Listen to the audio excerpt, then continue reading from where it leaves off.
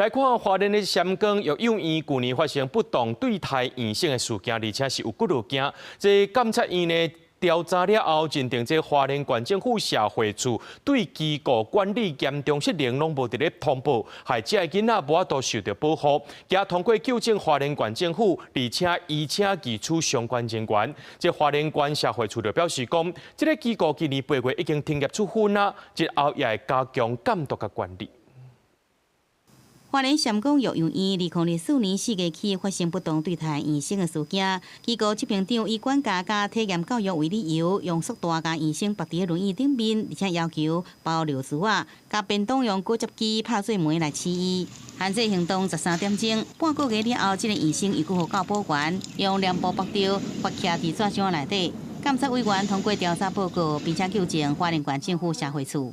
花莲县政府社会处的人员欠缺专业的敏感度，误判轻重机构不当对待的案件，对花莲县政府没有善尽督导长光育幼院落实儿少照顾的责任，来加以纠正。监察委员批评花莲县府伫接到通报了后，其实明显误判，毋但无提供任何处置保护院生，也有以为家己害着机构，形成检讨也是责备受害人的效应。花莲县政府严重违失，而且计期三公育幼院不当对待安迪儿童少年也早有前例。2021年期间，8位院生防肾碎皮造成受伤，遭到裁罚，也有侪层体罚、限拍、法规案件，官府就是看做合理管教，就无开案。监委讲，社工欠缺敏感度，误判纵容机构，社会处督导无够，责任是难以推辞。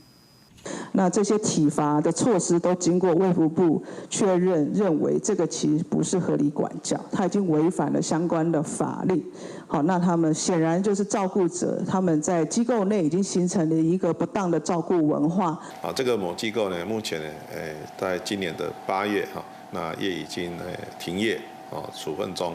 那所以这个部分呢，我们后续还会来对其他机构儿少机构呢来做一个加强的一个来辅导跟监督。花莲县政府社会处讲，虚心接受纠正。监委也强调，花莲县政府督导无够，机构管理失灵，造成儿童少年权益一直受到损害。相关失责人员必须要究责，也促请卫福部督导全面清查、重评案件，并且研议适合的处理方式，保障儿童少年的权益。记者综合报道。